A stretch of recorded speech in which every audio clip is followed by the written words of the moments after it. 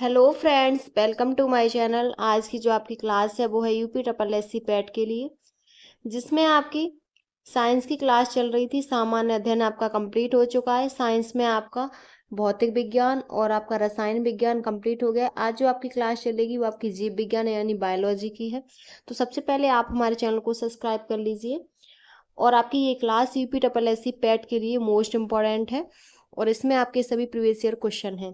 इससे पहले आपकी सामान्य अध्ययन की क्लासें कंप्लीट हो चुकी हैं, जिसमें आपका इतिहास, भूगोल, भारत का भूगोल, विश्व का भूगोल, भारतीय संविधान एवं लोक प्रशासन और आपका ये सब कंप्लीट हो चुका है। तो इससे पहले जो क्लासें हो चुकी हैं उसे देखने के लिए चैनल को सब्सक्राइब करके प्लेलिस्ट में जाके वहां से देख सकते हैं। तो चलिए शुरू करते हैं आज की अपनी क्लास। यह है आपकी जीव विज्ञान की। इसमें सबसे पहला जो टॉपिक है वो है जीव विज्ञान की प्रमुख शाखाएं। पहला है अंगूर की खेती करने को या संवर्धन को निम्नलिखित में से किस नाम से जाना जाता है। तो इससे जो जाना जाता है वो विटीकल्चर के नाम से जाना जाता है। आपका ए ऑप्शन करेक्ट है।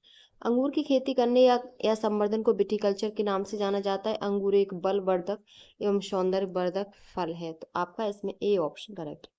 मछली पालन को पिसीकल्चर, रेशम के कीटों के पालन को सेरीकल्चर और बागवानी को हॉर्टिकल्चर कहते हैं। नेक्स्ट क्वेश्चन है,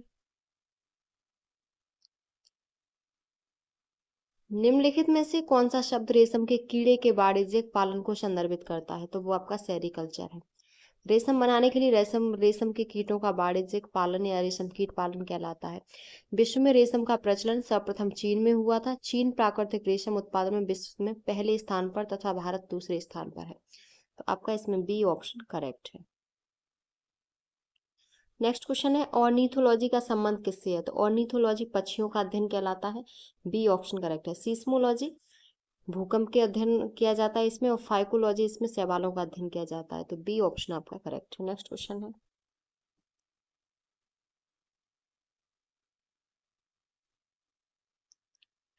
अगला है एंटोमोलॉजी का संबंध किससे है। तो ये कीट से है। कीट अध्ययन को एंटोमोलॉजी कहते हैं। एरोबायोलॉजी को उड़ने वाले जंतुओं का अध्ययन, इथोलॉजी को जंतु के व्यवहारों का अध्ययन, माइकोलॉजी को कप्पों का अध्ययन, एंथोलॉजी को पुष्पों का अध्ययन कहते हैं। तो सी ऑप्शन करेक्ट है। नेक्स्ट क्वेश्चन है, जीव की आंतरिक संरचना का अध्ययन करने वाले शास्त्र कहलाता है। तो वो शरीर रचना विज्ञान कहलाता है। A option correct. जबकि कृषि विज्ञान कृषि से, एग्रोलॉजी मिट्टी से और मान विज्ञान मानव के उद्भव एवं विकास से संबंधित है। तो आपका इसमें ए ऑप्शन करेक्ट है। नेक्स्ट क्वेश्चन है, चींटियों के अध्ययन को क्या कहते हैं। तो चींटियों के अध्ययन को मैर्मिको मार्मिकोलॉजी कहते हैं। ए ऑप्शन करेक्ट है। हर्पेटोलॉजी, तो इसके अंतर्गत सरीसृप यानी उभयचर या रेप्टाइल का अध्ययन किया जाता है। और नेमेटोलॉजी के अंतर्गत नेमटोड का अध्ययन, और न्यूरोलॉजी के अंतर्गत पक्षियों के घोंसलों का अध्ययन किया जाता है। तो आपका इसमें जो ऑप्शन सही है वो मर्मिकोलॉजी, ए ऑप्शन करेक्ट है। नेक्स्ट क्वेश्चन है, घाव का अध्ययन क्या कहलाता है। तो ट्रोमेटोलॉजी कहलाता है। सी ऑप्शन आपका करेक्ट है। सी ऑप्शन करेक्ट है। नेक्स्ट क्वेश्चन है, पीडिया पीडियाट्रिक्स निम्नलिखित में से किसके अध्ययन से संबंधित है। तो ये शिशु रोग से संबंधित है। सी ऑप्शन आपका करेक्ट है।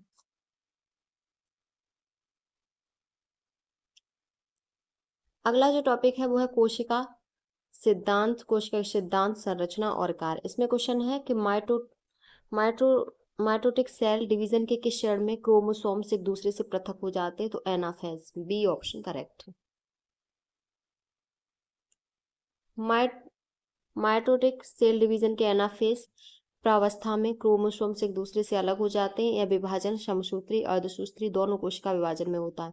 यह कोशिका विभाजन सोमैटिक यानी दैहिक कोशिकाओं में संपन्न होता है। तो आपका बी ऑप्शन करेक्ट है। नेक्स्ट क्वेश्चन है, कोशिका में निम्न में से कौन सी पाचन थैली कहलाती है। तो वो आपकी लाइसोसोम कहलाते हैं। लाइसोसोम्स कोशिका में एंडोसाइटोसिस द्वारा लाए गए प्रोटीन तथा अन्य पदार्थों का पाचन होता है। पचे हुए कण एक झिल्ली द्वारा ढक लिए जाते हैं और यह रचना फेगोसोम कहलाती है। जब फेगोसोम और प्राथमिक लाइसोसोम एक हो जाते हैं तो लाइसोसोम के विकर और फेगोसोम द्वारा लाए गए कणों का पाचन होता है। तो डी ऑप्शन आपका करेक्ट। नेक्स्ट क्वेश्चन है, निम्नलिखित जीवों में से किसमें कोशिका में अच्छी तरह से व्यवस्थित न्यूक्लियस नहीं पाया जाता। तो बैक्टीरिया में नहीं पाया जाता। डी ऑप्शन आपका करेक्ट है। अकेंद्रकी जीवों में झिल्ली युक्त आर्गन नहीं पाया जाता, जबकि सुकेंद्रिक में सुव्यवस्थित केंद्रक होता है। और एंट में भी एंटमीबा, हाइड्रा और स्पाइरो गारा यूकेरियोट्स हैं, जबकि बैक्टीरिया प्रोकैरियोटिस होता है। तो डी ऑप्शन आपका करेक्ट है। अगला जो आपका टॉपिक है वो है ऊतक से संबंध, जंतु एवं पादप ऊतक। जंतु एवं पादप ऊतक, इसमें क्वेश्चन है कि एक पौधे की पत्ती में किस प्रकार की कोशिकाओं में क्लोरोफिल होता है। ये सब आपके प्रीवियस क्वेश्चन है, तो पैरेन्काइमा होता है। ए ऑप्शन आपका करेक्ट है। नेक्स्ट क्वेश्चन है, क्लोरोफिल जलाया जाए तो कौन सा तत्व शेष बचेगा। तो मैग्नीशियम शेष बचेगा। पर्णहरिम की भस्म में मैग्नीशियम पाया जाता है, जो पौधों में प्रोटीन संश्लेषण, प्रकाश संश्लेषण तथा वसा संश्लेषण क्रियाओं के लिए आवश्यक होता है। इसकी कमी से पौधे पीले पड़ जाते हैं, जिसे हरिमाहीनता कहते हैं। तो डी ऑप्शन करेक्ट है। नेक्स्ट क्वेश्चन है, जैविक अणु, लिपिड, प्रोटीन, न्यूक्लियक अम्ल। तो इसमें क्वेश्चन है कि निम्नलिखित में से किसे हमारे शरीर के मूल खंड के नाम से जाना जाता है। तो वो प्रोटीन के मूल खंड के नाम से जानते हैं। बी ऑप्शन आपका करेक्ट है। नेक्स्ट क्वेश्चन है, पर्याप्त मात्रा में कार्बोहाइड्रेट प्राप्त करने के लिए व्यक्ति को पर्याप्त मात्रा में क्या खाना चाहिए। तो व्यक्ति को पर्याप्त मात्रा में चावल खाना चाहिए। कार्बोहाइड्रेट ऊर्जा प्रदान करने वाला पदार्थों का वर्ग है, जिसमें कार्बन, हाइड्रोजन एवं ऑक्सीजन 1:2:1 के अनुपात में होते हैं। मानव शरीर में कुल ऊर्जा आवश्यक की 50 से 79% मात्रा की पूर्ति कार्बोहाइड्रेट के द्वारा होती है। इसके प्रमुख स्रोत गेहूं, चावल, मक्का, ज्वार, बाजरा, जौ, शक्कर, दूध, पके फल, मांस आदि हैं। तो बी ऑप्शन करेक्ट है। नेक्स्ट क्वेश्चन है, दो या दो से अधिक लोकाय के एलीलों के बीच अंतःक्रिया को इस प्रकार जाना जाता है। तो एपिस्टाटिस के नाम से जाना जाता है। सी ऑप्शन करेक्ट है। जिन्हें कभी कभी संशोधन जीन भी कहा जाता है। जिस जीन का लक्षण प्रारूप अभिव्यक्त होता है उसे एपिस्टोटिक कहा जाता है। दो लोकस की एपिस्टाटिक अंतःक्रिया सहकारी या विपरीत प्रभावी हो सकता है। तो सी ऑप्शन करेक्ट है।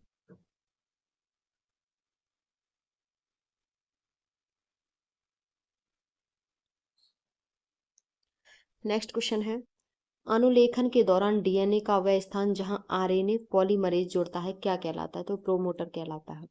प्रत्येक जीन या सिस्ट्रॉन के शुरू में प्रमोटर स्थल तथा अंत में समापन स्थल होता है। अनुलेखन के दौरान प्रमोटर स्थल पर आरएनए पॉलीमरेज जुड़ता है या 20 से 200 न्यूक्लियोटाइड होते हैं। आपका इसमें सी ऑप्शन करेक्ट है। नेक्स्ट है आनुवंशिकी। एक अनिश्चित मानव अंडे में सामान्यतः होता है, तो एक एक्स क्रोमोसोम से होता है। ए ऑप्शन करेक्ट है। नेक्स्ट क्वेश्चन है, हंसिया कोशिका रक्त कल्पता यानी सिकल सेल एनीमिया किसके कारण होता है। तो ये हीमोग्लोबिन के असामान्य स्तरों के कारण होता है। बी ऑप्शन आपका करेक्ट है। नेक्स्ट क्वेश्चन है, निम्नलिखित में से कौन सा रोग पुरुषों की तुलना में महिलाओं में बहुत कम होता है। तो बर्दानता है यानी कलर ब्लाइंडनेस है। बर्दानता रोग में रोगी को लाल एवं हरा रंग पहचानने की क्षमता नहीं होती। इस रोग से मुख्य रूप से पुरुष प्रभावित होता है। स्त्रियों में यह तभी होता है जब इसके दोनों गुण शुद्ध प्रभावित हो। इस रोग की वाहक स्त्रियां होती हैं। तो डी ऑप्शन करेक्ट है। नेक्स्ट क्वेश्चन है, क्रोमोसोम टर्नर सिंड्रोम से प्रभावित होता है। तो वो 45 क्रोमोसोम टर्नर सिंड्रोम से प्रभावित होता है। डी ऑप्शन आपका करेक्ट।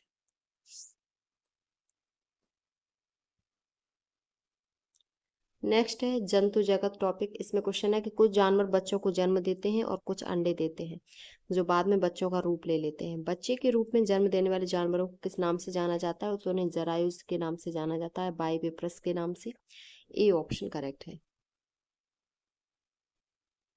नेक्स्ट क्वेश्चन है, निम्नलिखित में से कौन सा गुण स्तनधारियों की विशेषता नहीं है। तो ये गर्म रक्त वाले जीव होते हैं। इनकी त्वचा में बालों के साथ साथ पसीने और तेल की ग्रंथियां भी पाई जाती हैं और अधिकांशतः स्तनधारी जीवित शिशु पैदा करते हैं। तो आपका इसमें बी ऑप्शन करेक्ट है। इसमें त्रिकक्षीय हृदय पाया जाता है। बी ऑप्शन आपका करेक्ट है। नेक्स्ट क्वेश्चन है, नीचे दिए गए विकल्पों में से वर्ग इंसेक्टा के संदर्भ में गलत कथन की पहचान करें। तो इनके प्रत्येक शरीर खंड में एक जोड़ी पैर होते हैं। ऑर्थोपोडा प्राणी जगत का सबसे बड़ा संघ है। इसके अंतर्गत वर्ग इंसेक्टा भी आता है। इनका शरीर काइटिन युक्त बाह्य कंकाल से ढका रहता है। इसमें 3 जोड़ी पैर आपस में जुड़े हुए रहते हैं। इसमें श्वसन क्लोम पुस्तक फुफ्फुस अथवा श्वसन कोशिकाओं द्वारा होता है। रक्त परिसंचरण तंत्र खुला रहता है। उदाहरण एपिस, बॉम्बिक्स, लेसिफेरा लेक्का और एडीज। तो सी ऑप्शन करेक्ट है। नेक्स्ट क्वेश्चन है, निम्नलिखित में से कौन सा एक कूटपाद जिसमें अमीबा अपने भोजन को निगलता है? तो वो स्यूडोपोडिया है। आपका इसमें बी ऑप्शन करेक्ट है। अमीबा की खोज वर्ष 1755 में रसेल बॉन रोशनहॉफ ने की थी। अमीबा प्रोटिस्टा जगत के अंतर्गत आता है। जीवित अमीबा की सतह पर इधर उधर जीव द्रव्य के छोटे छोटे उभार निरंतर बनते और बिगड़ते रहते हैं, इसीलिए शरीर की आकृति असममित एवं सदैव परिवर्तनशील होती है। बी ऑप्शन आपका करेक्ट है। नेक्स्ट क्वेश्चन है, एक कीट की रक्त शर्करा है तो ट्रेहालोज है। सी ऑप्शन करेक्ट है। ट्रेहालोज एक डाइसेकेराइड शर्करा है जो मुख्यतः कीटों, शैवाल, खमीर, कवक व पौधों में पाया जाता है। इनमें ट्रेहालोज बहुक्रियाशील भूमिका निभाता है, जैसे जीवाणु की कोशिका भित्ति में एक संरचनात्मक घटक के रूप में, पौधों व कवक में विकास नियामक और कार्बन स्रोत के रूप में तथा कीटों में ऊर्जा के स्रोत के रूप में आदि। सी ऑप्शन करेक्ट है। नेक्स्ट क्वेश्चन है,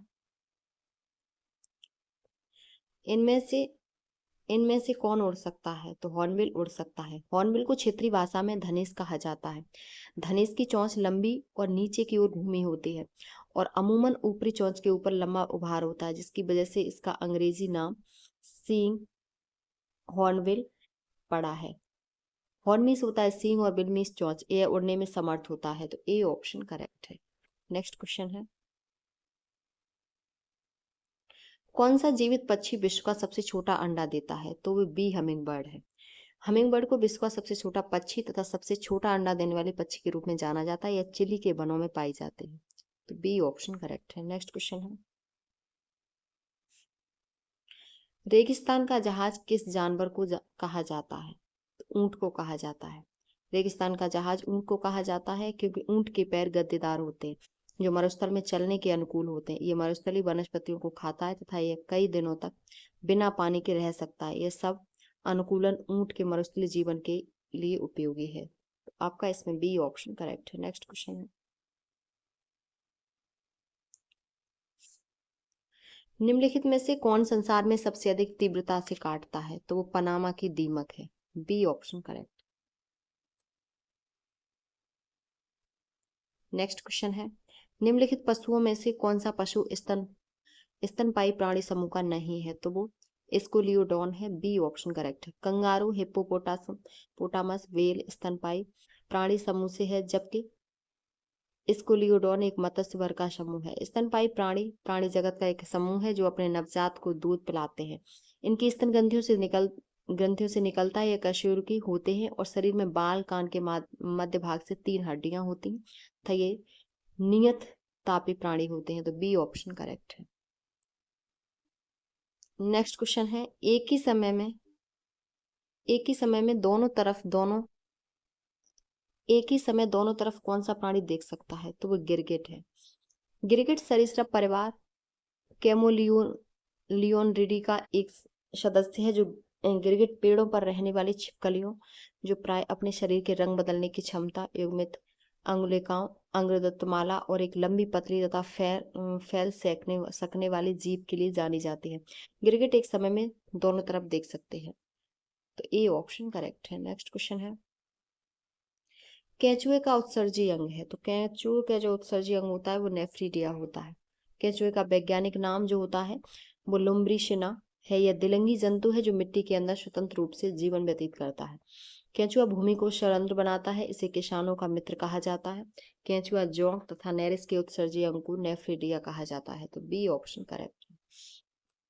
नेक्स्ट क्वेश्चन है, अधिकांश कीट किस प्रकार श्वास लेते हैं? तो ट्रैकिया प्रणाली के द्वारा लेते हैं। अधिकांश कीट ट्रैकिया प्रणाली के द्वारा श्वास लेते हैं। कीटों में श्वसन अंगों की भारी विभिन्नताएं पाई जाती हैं। कीटों में फेफड़े नहीं होते, वरना इसके स्थान पर गैसों के आदान प्रदान के लिए देह गुहा के रक्त में तैरती हुई श्वास नलिकाएं होती हैं जिन्हें ट्रैकिया कहते हैं। तो डी ऑप्शन करेक्ट है। नेक्स्ट क्वेश्चन है,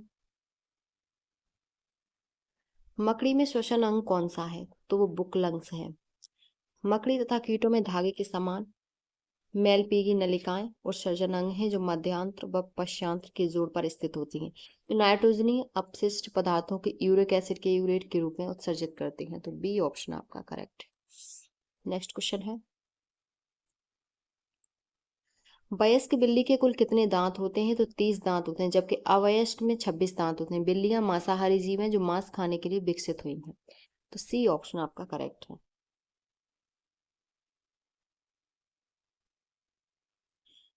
अगला टॉपिक है मानव शरीर का पाचन तंत्र। तो निम्नलिखित में से किस जानवर की लघु छोटी होती है? तो वो शेर की होती है। बी ऑप्शन करेक्ट है। आंतों की लंबाई के आधार पर मांसाहारी जंतुओं में शाकाहारी जंतुओं की अपेक्षा बहुत छोटी आंत होती है, जैसे शेर, बाघ, चीता आदि। मनुष्यों में सबसे लंबी आंत पाई जाती है। नेक्स्ट है, हमारे शरीर में हमारे कुल पोषक तत्व और खनिज अवशोषण का 90% हिस्सा कहाँ होता है, यानी 90% हिस्सा? तो वो हमारे कहाँ होता है? वो छोटी आंत में होता है। डी ऑप्शन करेक्ट है। आहार नाल का शेष भाग आंत कहलाता है, जो 7.5 मीटर लंबी व 2 भागों में विभाजित होती है। छोटी आंत व बड़ी आंत। छोटी आंत आमाशय के पीछे उदरगुहा में अधिकांश भाग को घेरे 6 मीटर लंबी और 2.5 सेंटीमीटर अत्यधिक कुंडलित नलिका होती है, जिसमें हमारे शरीर में कुल पोषक तत्व खनिज अवशोषण का 90% भाग अवशोषित होता है। तो आपका इसमें डी ऑप्शन करेक्ट है। नेक्स्ट क्वेश्चन है, हमारे शरीर में कुल पोषक तत्वों तथा खनिजों का 90% शरीर के किस भाग में सर्वाधिक रूप से सोख लिया जाता है? तो वो छोटी आंत। आपका D option correct. Next question है, टाइलिन एंजाइम का संबंध है तो लार सदैव लार ग्रंथियों से स्रावित होती रहती है, जिससे 98% जल तथा शेष 2% अन्य पदार्थ तथा टाइलिन एंजाइम होता है, जो मंड को शर्करा में बदलता है और म्यूसिन को चिकना बनाता है। तो आपका इसमें सी ऑप्शन करेक्ट है। नेक्स्ट क्वेश्चन है, हमारे पेट में स्थित पाचक रस में मुख्य रूप से क्या होता है? तो मुख्य रूप से हाइड्रोक्लोरिक अम्ल होता है। आमाशय की आंतरिक भित्ति, क्षुद्रांत तथा आहार नाल से संबंध ग्रंथियों जैसे यकृत, अग्नाशय पाचक रस स्रावित करते हैं। पाचक रस जटिल पदार्थों को सरल रूप में बदल देते हैं। आमाशय की जठर ग्रंथियों से जठर रस स्रावित होता है, जिससे मुख्य रूप से हाइड्रोक्लोरिक अम्ल, पेप्सिन, रेनिन, गैस्ट्रिक, लाइपेज पाचक रस पाए जाते हैं। हाइड्रोक्लोरिक एसिड भोजन के माध्यम को अम्लीय और हानिकारक जीवाणु को नष्ट करता है। तो सी ऑप्शन आपका करेक्ट है। नेक्स्ट क्वेश्चन है,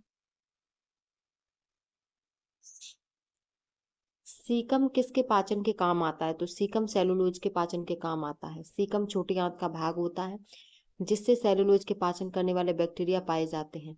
यह मनुष्य में काफी छोटा होता है, जो अपसूसी अंग के रूप में पाया जाता है, जबकि यह शाकाहारी जानवरों में पूर्ण विकसित तथा उपयोगी अंग है। आपका इसमें C option correct. Next question है, कौन सा अंग वसा को तोड़कर कोलेस्ट्रॉल बनाता है? तो वो यकृत है। यकृत वसा को तोड़कर कोलेस्ट्रॉल बनाता है। यकृत कोशिकाएं नीले हरे रंग का पित्त रस उत्पन्न करती हैं, जिसमें सोडियम कार्बोनेट तथा कोलेस्ट्रॉल आदि यकृत लवण होते हैं। यकृत आवश्यकता से अधिक शर्करा या कार्बोहाइड्रेट को ग्लाइकोजन के रूप में संचित रखते हैं। यकृत में विटामिन B12, विटामिन ए व विटामिन डी, लोहा व तांबा संचित रहता है। तो आपका इसमें बी ऑप्शन करेक्ट है। नेक्स्ट क्वेश्चन है, मनुष्यों में अग्र चवड़क दांतों का चवड़क दांतों के साथ अनुपात क्या है? तो 2:3 है। मुख गुहा में मुख के ऊपरी तथा निचले दोनों जबड़ों में दांतों की एक एक पंक्ति पाई जाती है। मनुष्य के दांत निम्न प्रकार के होते हैं: गर्तदंती, द्विवारदंती, विषमदंती। आपका इसमें ए ऑप्शन करेक्ट है। निम्नलिखित में कौन सा विकल्प शरीर का सबसे बड़ा आंतरिक अंग है? तो वो जिगर का। सी ऑप्शन करेक्ट है। यकृत, जिगर मानव शरीर का सबसे बड़ा आंतरिक अंग है। ये आपके शरीर के दाईं और पसलियों के नीचे होता है। यकृत शरीर का एक बहुत ही आवश्यक अंग है, क्योंकि यह शरीर में प्रवेश करने वाले रसायनों और अन्य पदार्थों को छानकर साफ करता है। इसका वजन लगभग 1 से 1.5 से 2 किलोग्राम होता है। यकृत द्वारा ही पित्त स्रावित होता है, पाचन में मदद करता है और रक्त और कई प्रकार के प्रोटीन के उत्पादन में मदद करता है। तो सी ऑप्शन करेक्ट है। नेक्स्ट क्वेश्चन है, किस अंग के भीतर पित्ताशय स्थित है? तो यकृत के अंदर। यकृत मानव शरीर की सबसे बड़ी ग्रंथि है। इसके निचले भाग में नाशपाती के आकार की एक छोटी सी थैली होती है, जिसे पित्ताशय कहते हैं। यकृत द्वारा स्रावित पित्तरस पित्ताशय में संचित होता है। तो बी ऑप्शन करेक्ट है। नेक्स्ट क्वेश्चन है, भोजन को चबाने वाले दांत कौन से प्रकार के होते हैं? तो वो चवड़ होते हैं। मुगवा के ऊपरी तथा निचले जबड़ों में दांतों की एक पंक्तियां पाई जाती है। मनुष्य के एक जबड़े में 16 तथा कुल 32 दांत होते हैं। तो ए ऑप्शन आपका करेक्ट है। नेक्स्ट क्वेश्चन है, निम्नलिखित अंगों में से कौन सा अंग पित्तरस का स्राव करता है? तो वो यकृत है। यकृत मनुष्य के शरीर में पाई जाने वाली सबसे बड़ी तथा महत्वपूर्ण पाचक ग्रंथि होती है, जो पित्तरस का स्राव करती है। यह उदर गुहा के दाहिनी ऊपरी भाग में डायाफ्राम के ठीक नीचे स्थित होती है।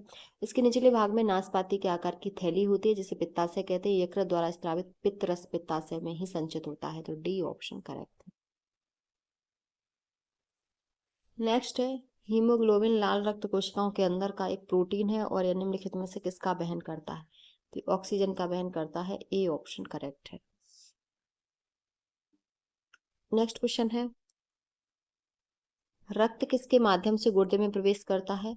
तो वृक्क धमनी के माध्यम से। रक्त वृक्क धमनी के माध्यम से गुर्दे में प्रवेश करता है। धमनियां वे रक्त वाहिकाएं होती हैं जो हृदय से रक्त को आगे पहुंचाते हैं। तो बी ऑप्शन करेक्ट है। नेक्स्ट क्वेश्चन है, लाल रक्त कणिकाएं शरीर के किस भाग में बनती हैं? तो वो अस्थि मज्जा में बनती हैं। B option correct. मनुष्य में लाल रुधिर कणिकाएं छोटी चपटी गोल तथा दोनों ओर से बीच में दबी हुई अर्थात उभयतल होती हैं। इसमें केंद्रक नहीं होता है। तो बी ऑप्शन करेक्ट है। नेक्स्ट क्वेश्चन है, सामान्य मनुष्य में रक्त के प्रति 100 क्यूबिक सेंटीमीटर में हीमोग्लोबिन की मात्रा कितनी होगी? तो इसमें 14 से 15.6 जी होगी। आपका ए ऑप्शन करेक्ट है। नेक्स्ट क्वेश्चन है, सर्वग्राही कौन सा रक्त समूह है? तो वो आपका ए बी है। ए बी प्रतिजन एवं प्रतिजैविक एक प्रकार का प्रतिजैविन एवं प्रतिजैविक। सी ऑप्शन करेक्ट है। तो प्रतिजन एक प्रकार का प्रोटीन है जो लाल रुधिर कोशिकाओं की सतह पर पाए जाते हैं। प्रतिजन ग्लाइकोप्रोटीन होते हैं। ये पीढ़ी दर पीढ़ी वंशानुगत होते हैं। ये दो प्रकार के होते हैं, प्रतिजन ए और प्रतिजन बी। तो आपका इसमें सी ऑप्शन करेक्ट है। नेक्स्ट क्वेश्चन है, मानवीय शरीर में रक्त संचार कैसे होता है? इसकी खोज करने वाला प्रथम कौन था? तो विलियम हार्वे था। मनुष्य में रुधिर परिसंचरण तंत्र की खोज विलियम हार्वे ने की थी। इस तंत्र में मुख्य संवहनी पदार्थ रुधिर या रक्त होता है। तो आपका इसमें सी ऑप्शन करेक्ट है। रुधिर तरल संवहनी संयोजी ऊतक है, जिसमें रुधिर कणिकाएं, प्लाज्मा, हीमोग्लोबिन, प्लाज्मा प्रोटीन आदि उपस्थित होते हैं। रुधिर परिसंचरण तंत्र दो प्रकार के होते हैं, खुला और बंद परिसंचरण तंत्र। तो खुला परिसंचरण तंत्र इस प्रकार रुधिर परिसंचरण तिलसट्टा, प्रौन, कीट, मकड़ी आदि में पाया जाता है, और बंद वाला वो मनुष्य में बंद परिसंचरण तंत्र पाया जाता है। तो आपका इसमें जो ऑप्शन सही था वो आपका सी ऑप्शन करेक्ट था। नेक्स्ट क्वेश्चन है, रक्तचाप किस पर निर्भर करता है? तो रक्तचाप है वो आपका सिस्टोलिक बल, हृदय निर्गम, परिधेय प्रतिरोध, इनमें से सभी। डी ऑप्शन करेक्ट है। इन सब पर निर्भर करता है। नेक्स्ट क्वेश्चन है, रक्त का पीएच क्या है? तो रक्त का पीएच 7.4 होता है। रुधिर एक तरल संयोजी ऊतक है, जिसकी उत्पत्ति शरीर की मेसोडर्म से होती है। एक औसत 70 किलोग्राम वयस्क से 5 से 6 लीटर रुधिर होता है, जो शरीर के भार का 7 से 8% तथा आयतन के अनुसार 1/13 भाग होता है। रुधिराणुओं में पाए जाने वाले हीमोग्लोबिन के कारण इसका रंग लाल होता है। रुधिर क्षारीय होता है, जिसका पीएच मान 7.4 होता है। तो C option correct. Next question है, रुधिर का पीएच होता है तो 7.3 से 7.5। अगला है, रक्त का सामान्य पीएच मान 7.4। C option. नेक्स्ट है, रक्त है एक, तो रक्त एक क्षारीय है। बी ऑप्शन करेक्ट है। अगला है, मानव प्लीहा को नियंत्रित करता है तो रक्त आयतन करता है। मानव प्लीहा पेट के ऊपरी हिस्से में स्थित लसिका प्रणाली का सबसे बड़ा आर्गन है, जिसमें रक्त का शुद्धिकरण तथा भंडारण होता है। मनुष्यों में प्लीहा का रंग बैंगनी होता है। तो ए ऑप्शन करेक्ट है। नेक्स्ट क्वेश्चन है, मनुष्य में लाल रुद्राणुओं का जीवन काल होता है तो 120 दिन होता है। लाल रुद्राणुओं में उपस्थित प्रयोजनों के आधार पर लैंड स्टीनर ने मानव रक्त को 4 श्रेणियों में बांटा जिन्हें रुधिर वर्ग कहते हैं। लाल रुद्राणुओं का जीवन काल 120 दिन तथा श्वेत रक्त कोश कणिकाओं का जीवन काल 2 से 5 दिन होता है। तो आपका इसमें सी ऑप्शन करेक्ट है। नेक्स्ट क्वेश्चन, निम्नलिखित में से किसकी सहायता से रक्त द्वारा ऑक्सीजन ले जाई जाती है? तो लोहित कोशिका की सहायता से ऑक्सीजन ले जाई जाती है। आपका इसमें ए ऑप्शन करेक्ट है। नेक्स्ट क्वेश्चन है, मानव रक्त में प्लाज्मा की लगभग कितनी मात्रा होती है? तो 55 से 60%। मानव रक्त में प्लाज्मा की लगभग 55 से 60% मात्रा होती है तथा शेष 45 से 40% में रुधिर कणिकाएं होती हैं। प्लाज्मा में 90% भाग जल तथा शेष 10% भाग प्रोटीन तथा कार्बनिक एवं अकार्बनिक पदार्थ होते हैं। पचे हुए भोजन एवं हार्मोन्स का शरीर में संवहन प्लाज्मा के द्वारा होता है। तो B option correct. Next question है, रक्त समूह ओ कहलाता है? तो वो आपका सार्वजनिक दाता कहलाता है। रक्त समूह ओ सार्वजनिक दाता तथा रक्त समूह ए बी को सार्वजनिक ग्राही कहा जाता है। रक्त समूह की खोज सन 1900 में कार्ल लैंडस्टीनर ने की थी। आपका इसमें ए ऑप्शन करेक्ट है। नेक्स्ट क्वेश्चन है, मानव शरीर का रक्त बैंक क्या कहलाता है? तो प्लीहा कहलाता है। प्लीहा या तिल्ली सभी कशेरुकी प्राणियों में पाया जाता है। यह लाल रक्त कणिकाओं को नष्ट करने का कार्य करता है जिस कारण इसे मानव शरीर का रक्त बैंक कहा जाता है। ए ऑप्शन करेक्ट है। नेक्स्ट क्वेश्चन है, मानव शरीर में रक्त का आयतन शरीर के भार का लगभग कितने % होता है? तो 7% होता है। डी ऑप्शन करेक्ट है। नेक्स्ट क्वेश्चन है, एक वयस्क व्यक्ति में लाल रक्त कोशिकाओं की सामान्य संख्या कितने मिलियन प्रति MMQ होती है? तो 4.6 से 6.2 मिलियन प्रति MMQ होती है। आपका सी ऑप्शन आपका करेक्ट है। नेक्स्ट क्वेश्चन है, मानव हृदय का सबसे बड़ा और सबसे मजबूत कक्ष होता है तो वो आपका बायां निलय होता है। मनुष्य के हृदय में 4 कोष्ठक या कक्ष होते हैं जो दायां और बायां आलिंद या दायां और बायां निलय में विभाजित होता है। हृदय का सबसे बड़ा और मजबूत कक्ष बायां निलय होता है। इसमें ऑक्सीजन युक्त रुधिर होता है, फिर भी यह इतने वेग से रुधिर को मां धमनी में भेजती है कि यह पूरे शरीर तक पहुंचे। बी ऑप्शन करेक्ट है। उपवास के बाद रक्त शर्करा का स्तर कितने होने की स्थिति को प्री डायबिटीज माना जाता है? तो 100 से 125 होने की स्थिति को प्री डायबिटीज माना जाता है। व्रत या उपवास के बाद रक्त शर्करा का स्तर जब 100 से 125 तक पहुंच जाता है तो उस स्थिति को प्री डायबिटीज नाम से जाना जाता है। यह एक ऐसी स्थिति है जिसमें व्यक्ति के शरीर में रक्त ग्लूकोज की मात्रा सामान्य से ज्यादा प्रतीत होने लगती है। प्री डायबिटीज में व्यक्ति को डायबिटीज तो नहीं होती लेकिन इसके होने की संभावना बनी रहती है। दूसरे शब्दों में यह कह सकते हैं कि डायबिटीज होने से पहले के लक्षणों या कारणों को प्री डायबिटीज कहा जाता है। तो सी ऑप्शन करेक्ट है। नेक्स्ट क्वेश्चन है, रक्त में श्वेत रक्त कोशिकाओं की सामान्य संख्या कितने हजार प्रति MMQ होती है? तो वो आपकी 4.5 से 10 होती है। बी ऑप्शन करेक्ट है। नेक्स्ट क्वेश्चन है, रक्त स्कंदन विकार किसकी कमी के कारण होता है? तो फ्लोक्विनोन के कारण होता है। बी ऑप्शन करेक्ट है। रक्त स्कंदन विकार फ्लोक्विनोन की कमी के कारण होता है। रक्त स्कंदन रक्त की वह प्रक्रिया होती है जिसके द्वारा वह द्रव की अवस्था में अर्ध ठोस की अवस्था में चला जाता है और एक जमावाड़ा या थक्का बना लेता है। स्कंदन के लिए रक्त विमाणु प्लेटलेट्स सक्रिय होकर एक दूसरे से चिपकने लगते हैं और साथ साथ फाइब्रिन भी जमा हो जाता है। यदि स्कंदन ठीक न हो तो घाव से रक्त बहता है जो प्राणी के लिए बहुत हानिकारक हो सकता है। इसमें व्यक्ति की मृत्यु भी हो सकती है। तो B option correct. Next question है, मनुष्यों के किस अंग में परहृदय कोरोनरी धमनी विद्यमान होती है? तो वो आपके हृदय में। हृदय पूरे शरीर में रक्त को पंप करता है। रक्त में ऑक्सीजन और पोषक तत्व होते हैं जिनकी आवश्यकता शरीर को सही कार्य करने के लिए होती है। हृदय को उचित कार्य करने में सक्षम होने के लिए ऑक्सीजन युक्त ब्लड की निरंतर सप्लाई की आवश्यकता होती है।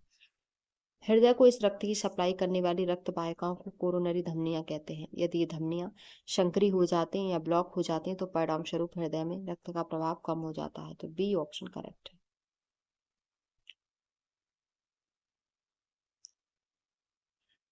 वह तत्व जो रक्त में नहीं पाया जाता तो वो क्रोमियम है। C option correct. रक्त एक तरल संयोजी ऊतक है जो परिसंचरण तंत्र में भाग लेता है। औसतन 70 किलोग्राम वयस्क में 5 से 6 लीटर रुधिर होता है, जो शरीर के भार का 7 से 8% तथा आयतन के अनुसार 1/13 भाग होता है। रुधिराणुओं में पाए जाने वाले हीमोग्लोबिन नामक रंजक तथा लौह युक्त प्रोटीन से बना होता है। इसके कारण इसका रंग लाल होता है। रुधिर कुछ क्षारीय होता है। रुधिर की उत्पत्ति मेसोडर्म से होती है। यह दो स्पष्ट भागों में प्लाज्मा तथा रुधिराणु में बटा होता है। तो आपका इसमें सी ऑप्शन करेक्ट है। नेक्स्ट क्वेश्चन है, औसतन एक मानव शरीर में रक्त का भार शरीर की तुलना में लगभग कितना होता है? तो 7 से 8% होता है। ए ऑप्शन करेक्ट है। औसतन एक मानव शरीर में रक्त का भार शरीर की तुलना में 7 से 8% होता है। रक्त एक तरल संयोजी ऊतक है जो रक्त वाहिनियों के अंदर विभिन्न अंगों में लगातार बहता रहता है। इनका प्रमुख कार्य शरीर के अंगों तथा ऑक्सीजन पहुंचाना तथा कार्बन डाइऑक्साइड को शरीर के श्वसन अंगों तक पहुंचाना है। रक्त का पीएच मान 7.4 होता है। रक्त का कार्य शरीर के ताप को नियंत्रित करना, शरीर के वातावरण को स्थायी बनाए रखना तथा घावों को भरना आदि है। तो ए ऑप्शन आपका करेक्ट है। नेक्स्ट क्वेश्चन है, अस्पताल में निम्नलिखित में से किस विभाग में कैथ लैब होती है? तो कार्डियोलॉजी विभाग में होती है। कैथ लैब एक अस्पताल या क्लिनिक में एक जांच कक्ष है जिसमें दैनिक इमेजिंग उपकरणों का उपयोग किया जाता है। सी ऑप्शन करेक्ट है। नेक्स्ट क्वेश्चन है, ईसीजी का प्रयोग किस रोग के निर्णय के लिए किया जाता है? तो हृदय की कमजोरी के लिए। बी ऑप्शन करेक्ट है। ईसीजी और ईकेजी यानी इलेक्ट्रोकार्डियोग्राफी और इलेक्ट्रोकार्डियोग्राम का प्रयोग हृदय गति की जांच के लिए किया जाता है। बी ऑप्शन करेक्ट है। ये क्वेश्चन आपके कुछ क्वेश्चन आपके जीव विज्ञान के यानी बायोलॉजी के आपके कंप्लीट हो गए। ये सभी आपके प्रीवियस ईयर क्वेश्चन है जो आपके यूपी ट्रिपल एससी पैट के लिए मोस्ट इंपॉर्टेंट क्लास है। ये सभी क्लासें देखने के लिए आप चैनल को सब्सक्राइब करके प्लेलिस्ट में जाके वहां से आपको सभी क्लासें मिल जाएंगी। अगर आपको हमारी क्लास अच्छी लगी हो तो प्लीज़ चैनल को like, subscribe, share and comment करें।